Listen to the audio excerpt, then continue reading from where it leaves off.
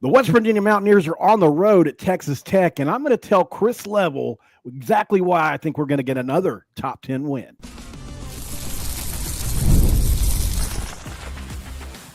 You are Locked On West Virginia, your daily podcast on the West Virginia Mountaineers, part of the Locked On Podcast Network, your team every day. And what is up, guys? Welcome back in. My name is Mountaineer Paul. I am your host, and this is Locked On West Virginia. Going to be brought to you by FanDuel today. Right now, new customers can bet $5. If you win that $5 bet, you get $150 in bonus bets, but only if you win. You got to head to FanDuel.com to get started right now today, guys. And thanks for being an everyday listener around here and supporting the show. We love talking about the Mountaineers every single day. But on this episode, we've got somebody special, somebody that I really have a lot of respect for. I call him the voice of the Red Raiders, and a guy that is super busy traveling with the team. So can't thank him enough for coming on. Mr. Chris Level, man, how's it going? Well, welcome home country roads, Paul. Yeah, how about that? Yeah. We'll take it. Hey, it applies to both of us, right? That's right. John Denver, baby. Yeah, John Denver. John Denver actually went to my high school in Fort Worth, Texas. How about that? Yeah. With you? No. Same building, different time frame. But different no, decade, man, it's or two. I'm not that old. It's good, man. I appreciate you having me on. Hope everything is good up in and around Morgantown. I hope my man Tony Caridi is doing good. I'm looking forward to seeing him and Coach DeVries and all the guys.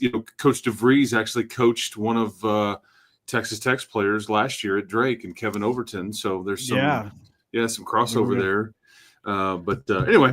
Looking forward to it. Ben, we're winding down here. There's not just a whole lot of basketball left, and these games are fun. Yeah. Yeah, and I'll tell you what, obviously Texas Tech solidly in. There's basically nothing they could do to miss the tournament at this point. You could make the argument that based on resume, if West Virginia gets this win, they might be in. It would be their fourth top 10 win. It would be their fifth top 25 win. I don't think 17 would do it ultimately, but I think you could make a case for it. West Virginia's got a great resume for the record. But it's not going to be easy against the number one offense in the conference, the number 5 defense in the conference, and the slew of players you have playing well right now with Toppin, Williams, and others, man. Talk about for me really quick. First of all, this is a major opportunity for West Virginia. We get that. But what is it about the Red Raiders that have seen them skyrocket like they have this year? And also kind of slipped a little bit recently. Do you think that's refocused them, or is this a trap game right before Houston? Yeah, Paul, I don't know what I expected with this Texas Tech team this year. I thought they would be relevant. I thought you're a tournament team, but I didn't know if that's a barely in or you're kind of a bubble team throughout. But and then you kind of muddled through the non-conference a little bit, and there was some injuries, and you didn't, and then you lose your first game in the conference on New Year's Eve against UCF. Right. And at this point, I thought, I'm just not sure. You're very good, or I don't know where we go from here. JT Toppin had missed a lot of time. Christian Anderson and Elijah Hawkins had missed some games early on in the season. There was just always, you could never keep everybody going at the same time. And but then you fast forward and like that UCF loss may have ended up being the best thing that could have happened to you, because everybody's going up on this 2-game trip to Utah and getting worked. Everybody. And not you. You went up there and handled Utah. I thought, watching them up close, I was like, man, they are not very good. And you look up and they're like in the thick of the standings here. And I just didn't see it talent-wise. Yeah, I didn't either. But you really got after them. And then you would go up there and win in Provo in front of 18,000. And Darion Williams just went to work. He put the team on his back. And so anyway, it just took a while to get to this point. But you've been very good, and you've been consistent, and you've had some the other night was a frustrating game against TCU, but you played about as bad as I've seen you play in about a month, and you only lose by 3 on the road with another team giving you their best shot. And I thought that's a pretty good sign because you're turning it over. You got out hustled a bit. I think you looked tired. It was third game in 6 days, and I think you just kind of, Grant even said that to me after the game. You kind of ran out of gas a little bit. So I catch everybody up to the point, but this has been a really good team because there's so many guys that can beat you on any given night. They are leaning on a variety of different weapons, and it's pick your poison. You want to double team the post? We've got these 3-point shooters. You want to fan out and let your post player go, be in an isolation situation? He will score 42 or 31 and be the AP player of the week like JT Toppin was last week. So there's just a variety of different ways they can beat you. And ultimately the question teams have to ask is, can we score enough points to beat this team? TCU was fortunate enough to do it, but they were beyond their average. And again, they played really well, and I think Texas Tech helped them there. So you guys are really good at home. Have you guys even lost at home this year? Well, against UCF, oh, yes. That's right. The opener. That's right. Just a crazy one. And the only other loss at home was against Iowa State in overtime. Yeah. At one point, much earlier in the season. But typically, and this game has been sold out. This game tomorrow or against West Virginia has been sold out for a couple of 3 weeks. And so it will be a juiced up environment and all that because this is we've been on the road for a month on the weekends. We hadn't had a Saturday home game in a month, and these are kind of the holy grail. So it's been sold out. So yeah, get ready. Even with all that, this West Virginia team has, man, they have really stuck it out this year. That a really rough stretch for them. And you're playing with 7 guys mostly. You lost Tucker DeVries. Darren DeVries, you can make the case, has done the best coaching job in the conference. And I don't disagree. A lot of people like Fran Priscilla said and he runs some of the best actions there are. Like he is one of the best X's and O's guys I've ever seen. And, he was relatively unknown. I mean, at Drake, the insiders knew about him, but really on a national scale, I think people are starting to figure out how good he is. Well, the folks at Indiana, I guess, know about him, or who is or was it Iowa? What am I hearing? Yeah. Okay. Yeah. I'm hearing all these things. I'm just like, dude, he just got there. I get that's part of our business and all of the. It's not happening. Yeah. Anyway, I don't think. Paul, I don't disagree with you. My assessment was I think people get into these Coach of the Year conversations and you can feel differently about it. Some would look at it and go, how in the world could you not give it to Kelvin Sampson? While others would say, well, he's doing exactly what he's supposed to be doing. Right. Like that's not, you have to be off the radar and all these things. Because I do think what Kelvin Sampson is doing is unbelievably hard. Oh, yeah, it is. The injuries, you got a bullseye on your back. How they won at Kansas, how they won that game at Kansas, I have no idea. Texas Tech was fortunate enough to beat these guys in Houston. But incredible win. Yeah, it really was. It's one of the top wins maybe in the sport this season because nobody else has been able to do it. But I would say with Coach DeVries, I think he absolutely belongs in this conversation because of the injury. But sometimes it's not about your losses as much as it is your wins. Okay. Yeah. And they've got in any given year, you beat Gonzaga, Arizona, Iowa State, Utah twice.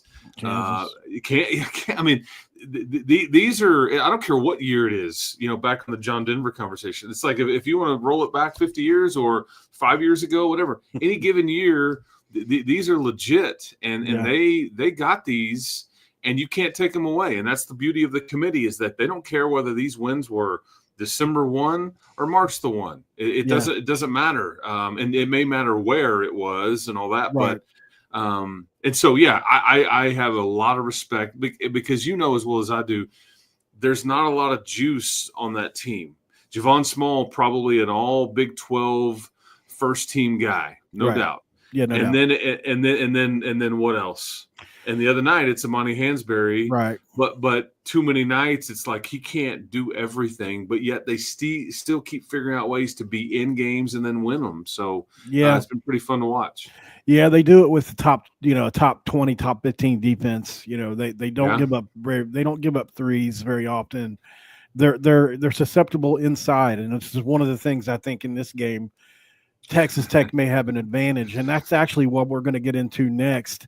We're going to talk about that, and also what about Javon Small versus, and I have the question mark there. I'm sure Chris can answer that. Stick around for the answer, guys. This is Locked On West Virginia. And this episode of Locked On West Virginia is going to be brought to you by, of course, FanDuel. When the game tips off, the NBA action is just getting started, and there's no better place to get it than on FanDuel, America's #1 sportsbook. With FanDuel, you can place live bets throughout the game, so even if you miss the opening tip-off or want to bet on the fourth quarter comeback, you can stay in the action. And if you're looking for a bigger payout, you can even combine your live bets into a same-game parlay. I love using FanDuel's live betting feature because it keeps every moment of the game exciting. Whether I'm backing my team for a late-game rally or picking a player to hit a clutch three, I never feel like I've missed my chance. Plus, the app is easy to use, and when you win, you get paid instantly right now. Right now, new customers can get $150 in bonus bets if you win your first $5 bet. Just visit FanDuel.com to join today. That's FanDuel.com for your shot at $150 in bonus bets. Make every moment more with FanDuel, an official sports betting partner of the National Basketball Association. And we are back in segment 2. We crack our do with Chris Level. Thank you, man. This is my excuse because I have mouth dryness. I always tell everybody. Well, drink water. I mean, just drink water, man. But that doesn't rhyme with segment 2. No, touche.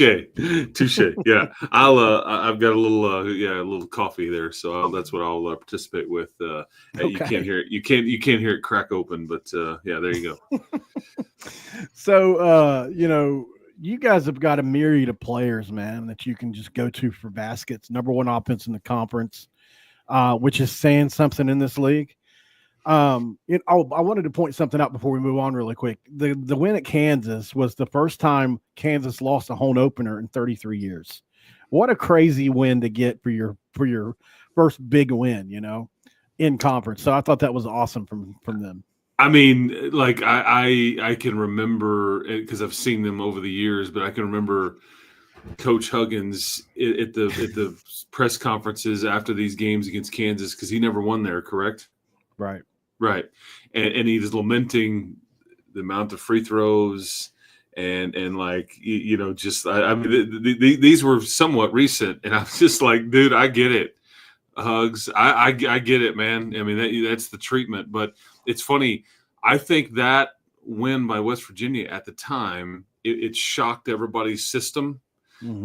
Like, oh my gosh. But I think that was a little look behind the curtain at the Jayhawks are just not what they usually are. It's not what they usually are. And this is 2 years in a row. And I think that West Virginia was able to take advantage a little bit, and good for them. But it kind of was maybe a little peek behind the curtain at the old and I feel like in a way I'm trying to diminish West Virginia's win. Not at all, because it's extremely difficult to win in that place. But they've been able to do it. Then Houston, by some minor miracle, which I don't know how they pulled that off, were able to do it as well. But now Kansas is obviously struggling quite a bit by their standards. I think some of us with these basketball programs, you'd be like 17-8, and you're firmly in the tournament. Like, what are you talking about? Struggle, but when you got the rules posted up outside of their building and they invented the sport kind of talk, that's a struggle to them. It's a struggle, man. So you guys are averaging 81.8 points a game. Your defense is allowing 67.1 points per game. Obviously, you've got just a young whippersnapper, JT Toppin, the #4 scorer in the conference, solidly in the player of the year conversation. What makes him so good, man? And who's going to guard Javon Small? Yeah, so JT is a guy originally from Dallas, Texas. He played at University of New Mexico last year. So it's been I'm curious to see who will be the Mountain West freshman conference player of the year this year because the Red Raiders have added the last two of them to their team. Darion Williams was this 2 years ago. JT Toppin was this last year. So I would say keep it going because they seem to be the freshman of the year in that league seem to be really good, and they're nice additions in the portal when they get in the portal. But JT JT went through the draft process, and I thought he had 1 foot out the door, and then it just he was kind of a tweener. And when you get next to him, like I'm about 6'5", 6'6" is how tall I am, and JT is listed at like 6'9". He's much closer to my height than he would be to 6'10". I'll just say that. But he plays bigger. He's got really long arms, and he's got really like quick Juwan hands. Roberts, kind of. Yes, it's just kind of like he's not as tall as he is long, if that makes sense. And the word I would use is he's very efficient. You go look at all these points that he's been scoring, and he's not missing on many of these nights. And some of these he's got a great little jump hook. He's just really good with his hands and strong hands, and because he's not the biggest guy either, but there's just a level of quickness and strong hands and long arms and all that. But it's, as Grant would tell you, he's a bucket when he gets the ball in certain situations around the basket. And some teams have decided, hey, we're going to play post defense. We don't want to leave these 3-point shooters. You got them all over the place.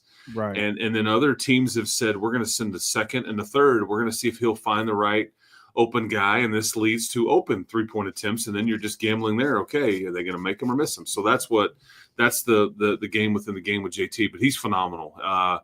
And he missed, Paul, you went to Fort Worth in December, and you lost to A&M in a neutral floor, and they're like a 2 seed right now, and they're in the top 10 in the country. Now, they got smoked the other night, so that ranking may not last. But you played these guys within 5 points, and JT Toppin didn't even play in the game. So he missed December, essentially. Yeah. So, and then as far as to answer your question, I think Javon Small, we played at Oklahoma State last year. That's where my sweet daughter goes to Oklahoma State, and she didn't keep up with her basketball program and all that stuff. I was like, man, you lost a really good player. She's like, who? I was like, Javon Small.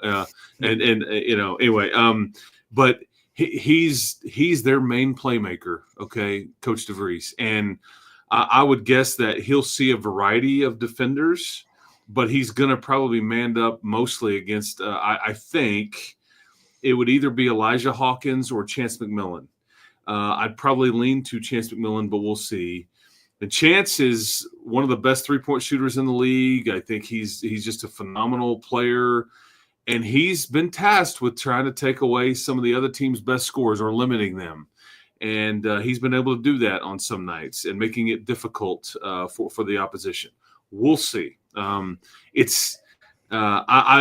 think your task for West Virginia is, okay, if Javon gets limited, because I think Cincinnati did a pretty good job on him the other night, but then it was Hansberry that stepped up and was able to produce. Who are these other pieces that can step up and hit a shot, make a play, whenever Small is turned into a facilitator or whatnot. So it's but he's a really good player. Yeah, I think, Joe Yesufu has obviously stepped up for us. He's had 18 once. He's had 16 once. He's had 12 once. He's really come in, former Kansas guy, and obviously played with Coach DeVries at Drake, knows the offense, and he's really gotten into a good rhythm here lately. Obviously, Hansberry, he's gotten us 17 points multiple times this year. He can do it. He's definitely a good stretch for.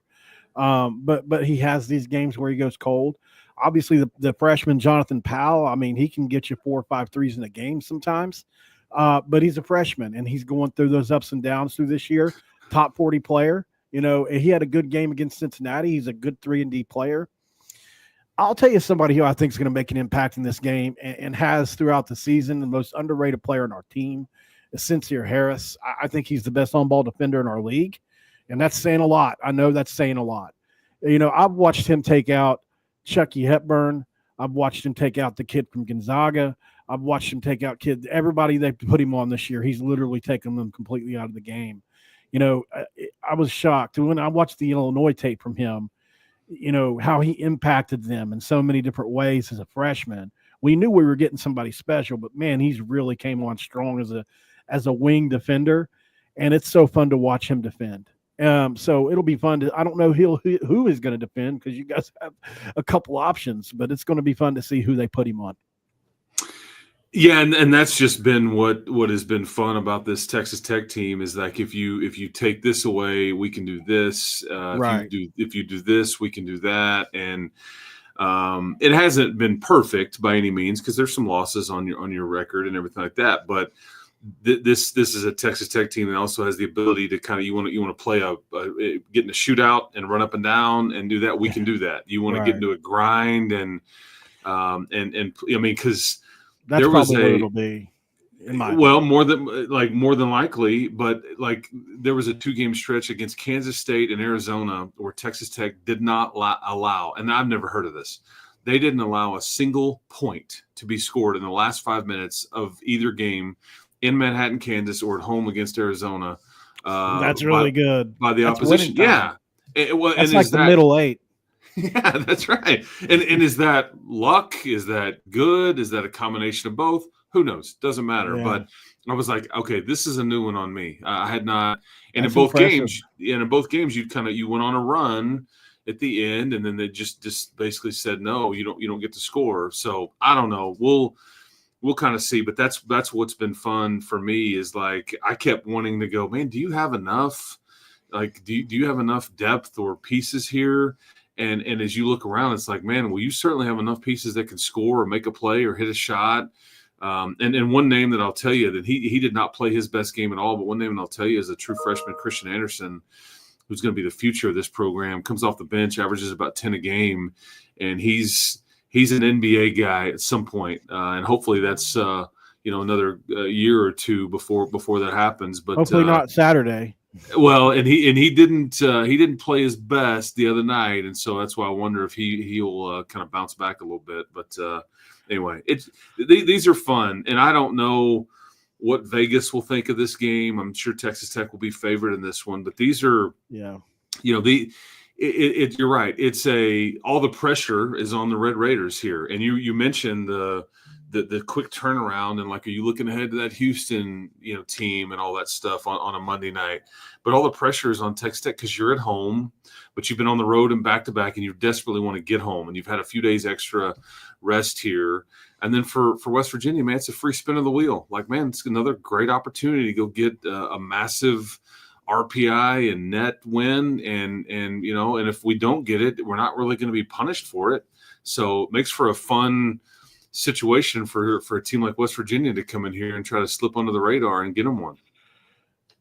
Let's do a quick 6-second break, guys, and we'll finish this one up. Thanks to Chris for being on here. We'll be right back.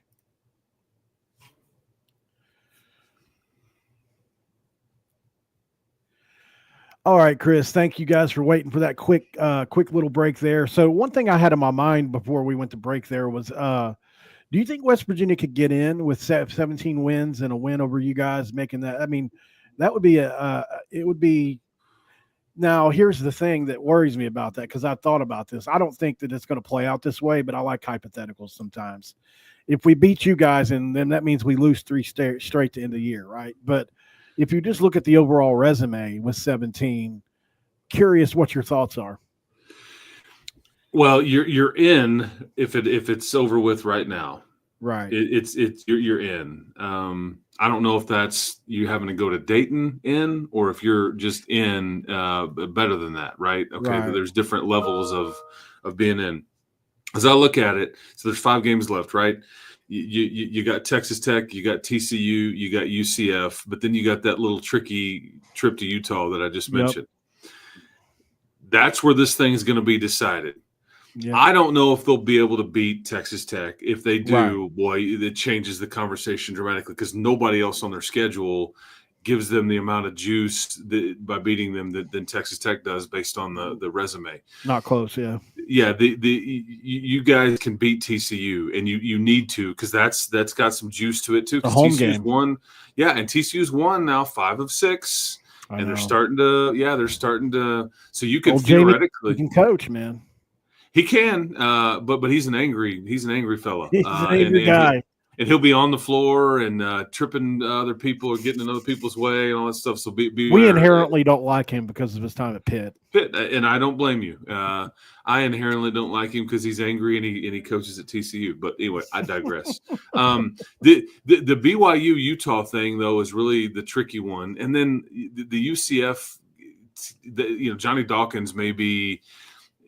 I would say he's very much on the hot seat or headed that direction. They've just kind of underachieved, and there's a lot of pieces there. They've been injured, so I don't know. You get them on the last Saturday of the regular season, but it's kind of if you can beat TCU and UCF, okay, and then get a split in Utah, that's the other path. But then a win over Texas Tech, and then a couple of these home wins, and either way, but. You just need to keep figuring out ways to stack up wins. Is what you need to do. Because as I look at it, the only bad loss, truly bad loss, would be UCF.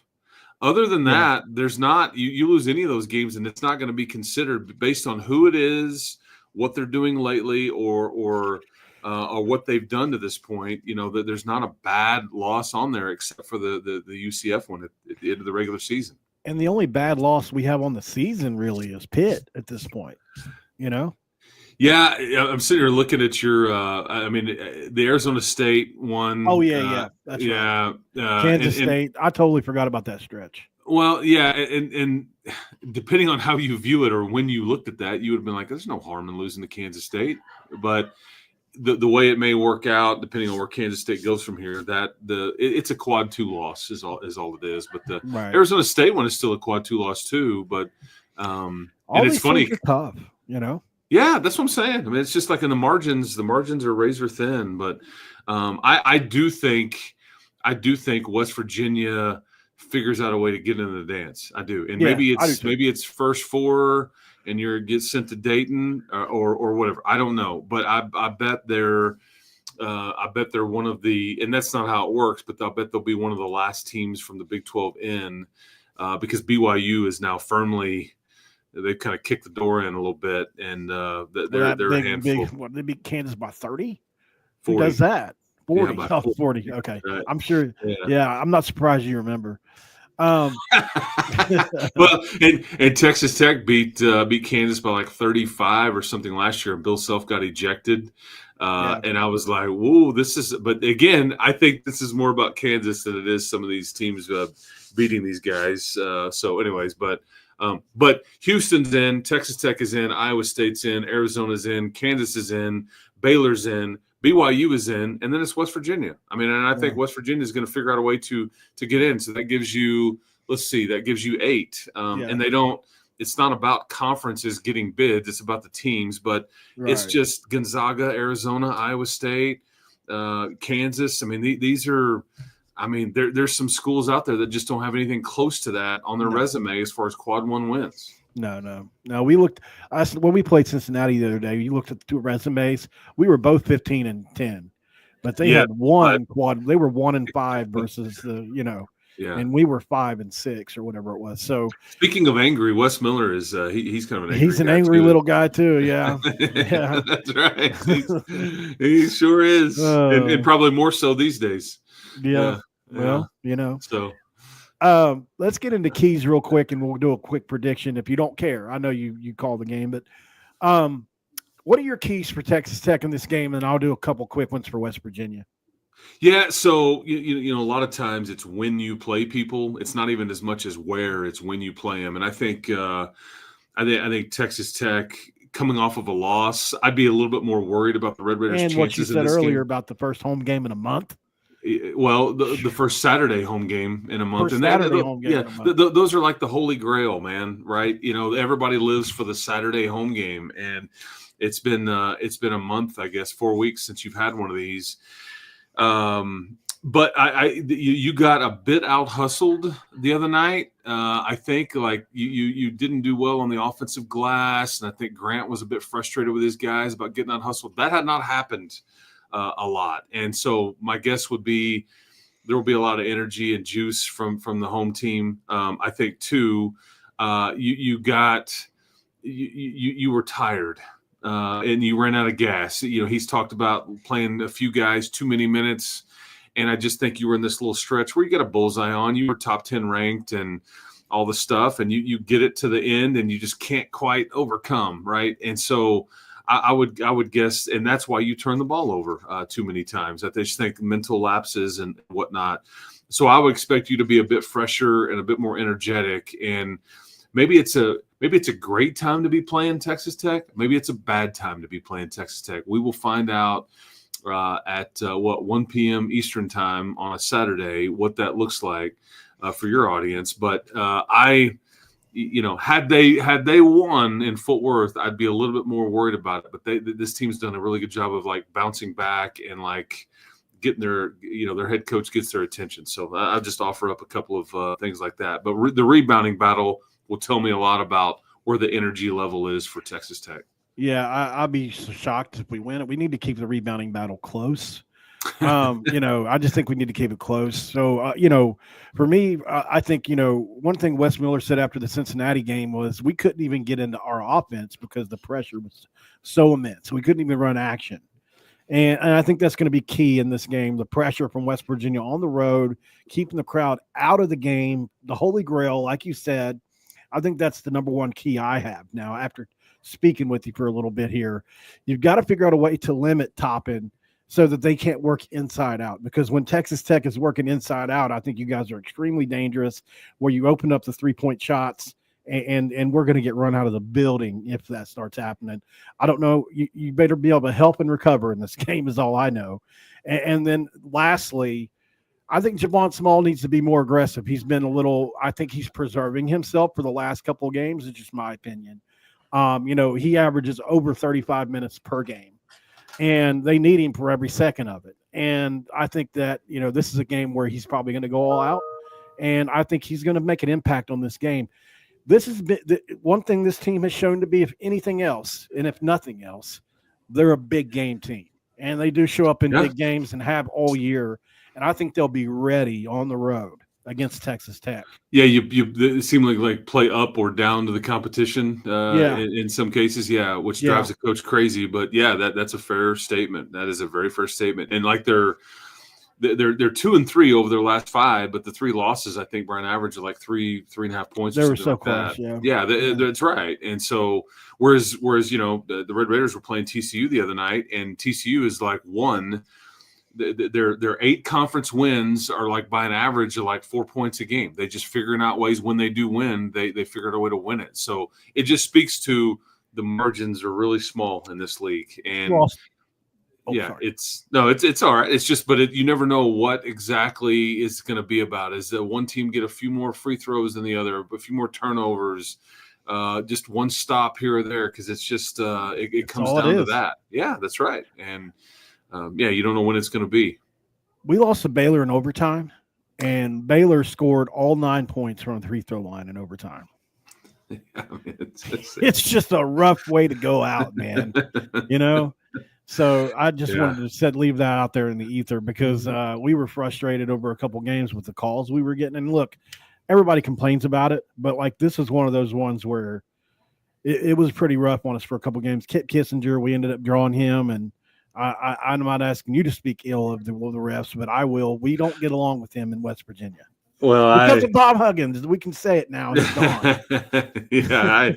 I've been fairly outspoken about the officiating in this league. You can maybe even Google it during that Houston game, and I maybe said some things that I'm not super proud of. I didn't cuss or anything. I mean, I was on the air. There's one feather in your cap. Well, yeah, that's right. I just did, but some of the thing. I mean, the other night in Fort Worth, TCU attempts 22 free throws, you attempt 8, and then you lose by 3. I mean, that's but again, that's sometimes the difference between home and road, and like depending on whatever. There are good officials in this league. There are, absolutely. Like Ray Natili is one of my favorite ones. Not that he's perfect or any of them are perfect, but I like the way, you may not agree with everything that they say or call. I just like the officials that will command a presence and like are transparent. Like, hey, if you're going to make a call, just tell me why. Tell me why. I may not agree with it, but there's too many guys that make a call and that there's no explanation or there's no everybody's confused. And I just this is about game management and transparency as much as is anything. This is why they bring those officials over to that microphone. And this is something they're trying to get better at. And then and nobody answers for anything after the game is over, and they're paid very, very well. Most frustrating thing. Yeah. So there are really good. Marcus Pettigrew's good one. I'm trying to think of some of the other ones, that are good. But there's just too many when you have an expanded league like you do, and everybody like Saturday is the day where it's a bit dicey. And this is partly why you see some games played on Sundays. It's not officials for the game yet.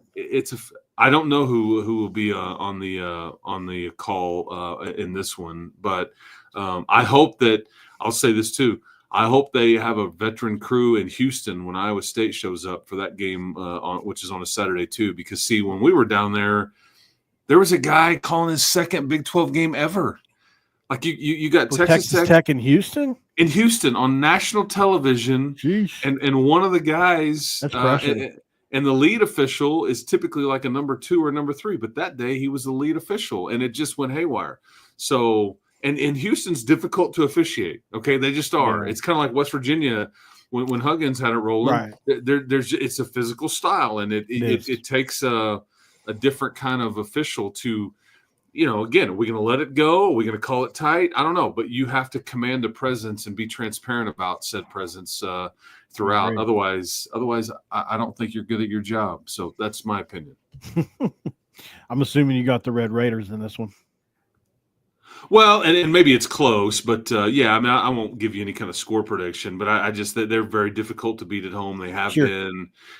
There's a lot of offense here, and even if it's ugly, they've got enough scoring. What'll be very difficult for West Virginia just to score enough points. And you're right, the rebounding battle and the turnover thing, you'll be able to follow those two things. If it's a fairly low turnover game for Texas Tech and you do normal work on the glass for Texas Tech, they'll be very difficult to beat. But you turn it over a bunch and you let West Virginia hang around on the glass, look out. Yeah, I'm going to pick West Virginia in this game. I know it's probably going to sound crazy. I picked against us a lot this year. I love Darren DeVries as a big game coach. I think he's building that aura around himself, and I love Javon Small in big games. So I could see West Virginia hanging around in a rock fight and winning this thing. Although Texas Tech can score way up there, I'll say 69-66.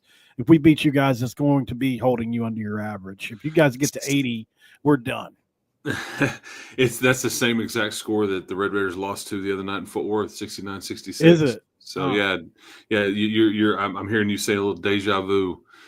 Yeah. So, but these are fun, and I think West Virginia hit a home run with their coaching hire. Hopefully, they can hold on to him for a long time. Yeah. He seems like a class guy, no drama guy, and I respect the heck out of it. So, especially with what he's doing without one of his best players, which happens to be his kid. So, anyway, where can everybody find you, Chris? I meant to ask you earlier.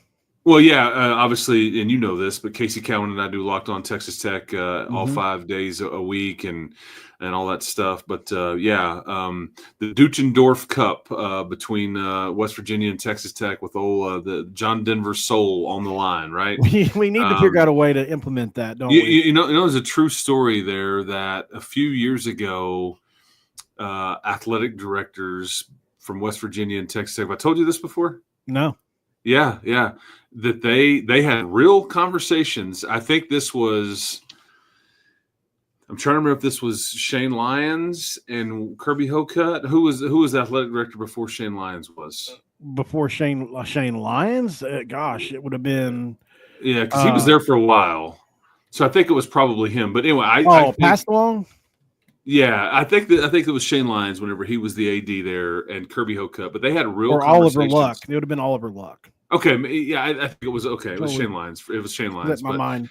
No, it's all good. But I want to say this was, I don't know. I'm saying like maybe 4 to 6 years ago ish. But they had real conversations about doing a trophy between West Virginia and Texas Tech that involved like a guitar. And it was kind of like a John Denver kind of thing and whatnot. And it just never went anywhere. Cause I think if you kind of Google some stuff, I think there was some things on John Denver's ledger that I don't think anybody wanted to necessarily highlight. And so it didn't really go anywhere, but that's a true story. Yeah. So there you go. Yeah, well, I appreciate that. But he sings a great song. I love the song as much as anybody. I don't like hearing it when my team is up there at the end of games. No offense to the folks up there. That musket still scares the heck out of me every time I hear it go off at halftime at the end of the game. I'm like, this whole deal. But yeah, it's a good song. Part of it.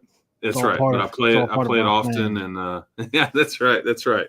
But hey, man, not too many Mountain Dews for you over the weekend there, Paul. But keep hope alive. You were very kind to have me on. I would say guns up, but you might throw some deer jerky at me, and I don't need all that. So anyway, away we go. Yeah. Hey, thank you guys for making Locked On West Virginia your first listen. And if you could do us a big favor, we would really like you to check out Locked On College Basketball for your second listen. Man, Isaac Shade and Eddie Patton do a great job over there. Don't wait for March. Be the most informed college basketball fan right now. Find Locked On College Basketball on YouTube or wherever you listen to your podcast. And don't forget, Locked On Red Raiders, Texas Tech. Which one is it? Texas Tech, right? Yeah, Locked On Texas Tech. Yes, sir. You would think I'm subscribed. You would think I would know. I watch you all the time. My brain isn't braining right now. It's early in the morning for me, man. So thank you guys for joining. I appreciate Chris for coming on. Let's see what happens Saturday, and I'll be live with a post game as soon as the game's over with. We'll see you then, guys. For Chris, for me, this episode is over, and I'm out.